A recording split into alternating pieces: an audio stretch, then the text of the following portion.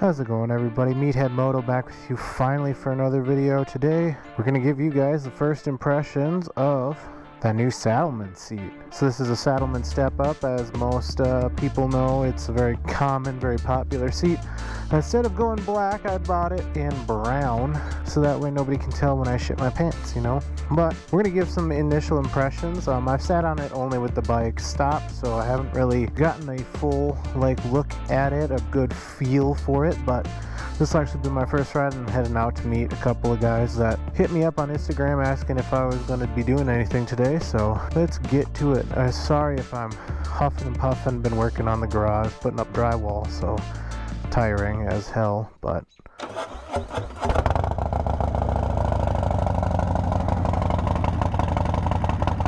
I can tell you guys from first sitting on it, I am definitely sitting up higher now on the bike, which actually is not too bad, to be honest.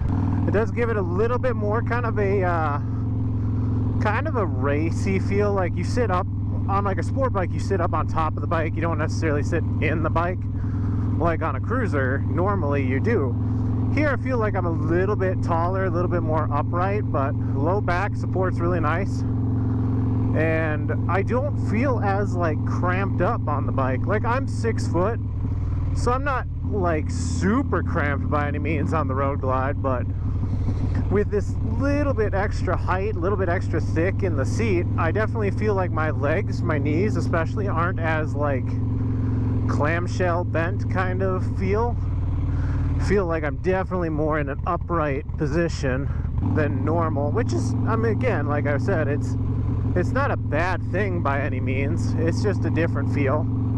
I definitely feel like the seat from just this initial takeoff and whatnot has definitely held me in a position better than the stock seat does, which I think 99% of people will agree that a stock Harley seat is just not good. Most things stock on a Harley are not very good. Stock handlebars, stock windshield, stock seat, stock suspension,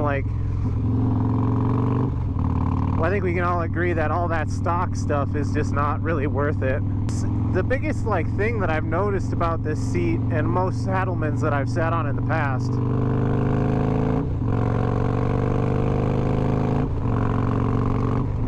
is how stiff they are at first. This seat by no means is like a cloud right now, but it's definitely stiff, but not outrageous. I'm sure there's some ways that you can help break in the vinyl, the leather, whatever the actual material is. I'm pretty sure it's vinyl. I'm pretty sure there's ways to break it in. Put some probably some leather conditioner on there, some vinyl conditioner, help break it in a little bit faster, but right now actually it feels pretty good for being a stiff. It's kind of like a semi-firm mattress. It's not a super firm mattress, but it's firm enough that's it's a little rough at first, but once you get up in the middle of the night, it hasn't sagged into you very much, and so you can roll around and do whatever you need to do to change positions pretty easily without feeling like you're gonna just roll back into a spot, into a rut. So I'm interested to see how the gel performs over time, and how how companies are when they say that how they feel about their product. It's their own bias towards their product, so I'll be interested to see if I'm actually able to ride 400% longer and farther with a Saddlemen. I apologize, guys, that I haven't been posting much on YouTube recently. I have been kind of busy doing some stuff for work mainly. We've been short-staffed for a while. I don't know if I've mentioned it in any prior videos, but we've been short-staffed for a while, and we're coming to the height of when we have a lot of orders during the summer here, so I've been putting in the overtime, putting extra hours in, and making sure we're getting stuff sent out on time, but that also means that you kind of sacrifice other things. So I haven't been to the gym this last week. trying to help get everything out instead of focusing on my personal stuff, which means moto vlogs and riding haven't been happening as much. So generally this year I haven't ridden nearly as much as I did last year, but with COVID that was the only thing I could do was ride, so that's what I did. Another thing that I've noticed with this seat is that it's much narrower than the stock Harley seat. Instead of it being kind of a nice wide pad to set your ass on, it's much more narrow, and I think it matches the flow of the bike better. But I'm not sure how I'll feel about it after a while, because like I don't have a small butt by any means, but I'm not a big country boy, you know, that needs to sit his ass on something wide in order for it to be comfortable. So I'm interested to see how my back end feels with this seat after a while, and I'm also interested to hear what the wife thinks, because although this pad on the back is narrower than the stock one, I feel that because it's actually a little bit more like a pedestal, it's a little bit thicker on the back end. I don't think it'll be quite as bad for her big butt as she thinks it might be, but I'm interested nonetheless. This is also doesn't have the gel in the passenger section, which I'm okay with, because 90% of the time I'm doing what I'm doing right now, riding alone. So it's like, do I really spend the extra money to get the gel in the back when she's not really going to notice the difference anyway, because she's not on the back all the time? So nonetheless, we'll see how this all goes. But overall, first thoughts and impressions, man, it's much better than stock, even in its non-broken in form. So you gotta ask, for those of you guys that ask the question, when you're looking at a seat, does it really pay to spend, you know, $400-500 on a aftermarket seat when the stock one is, you know, okay?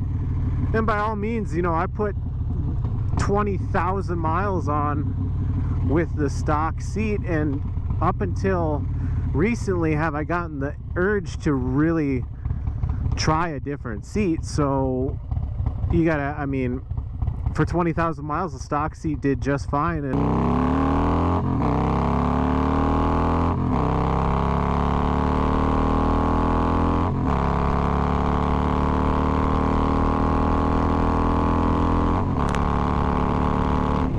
I didn't have the absolute itch and need to swap to a different seat up until recently, where I decided, you know what, I'm ready to try something different. So the stock seat will take you a ways, but it all depends on your own personal preference as well. I do feel like this seat is going to do better in corners. Like, I feel like I'm going to be able to move my butt from side to side and like change seating position based on the curves better than the stock seat. The stock seat more or less kind of, to demonstrate using my hands, kind of cups you in on the sides, so you're kind of just stuck in a position. So when you lean, you're forced to just use your inputs on the handlebar and maybe your upper body position to change how you're leaning into a curve. But because this seat doesn't have the cup, it's more of just a pad that you're on, you do feel like I can change my butt position a little bit easier and still find my way back to center just fine. Also, as kind of a quick little update or a little side piece to this, I've been getting about 40 miles per gallon with the cam upgrade, basically consistently between, you know, 36 to 40 miles per gallon, which I was expecting a lot worse when I did the cam upgrade. I was expecting to no longer be able to get 200 miles a tank, but since doing it, I've been able to consistently get 200 miles on my tank before my fuel light comes on, which is exactly how it was before when I didn't have this cam in there. So that's also been a nice little touch that I still get relatively the same miles per gallon, the same range on a tank as I did stock, but just with a lot more power behind it. All right.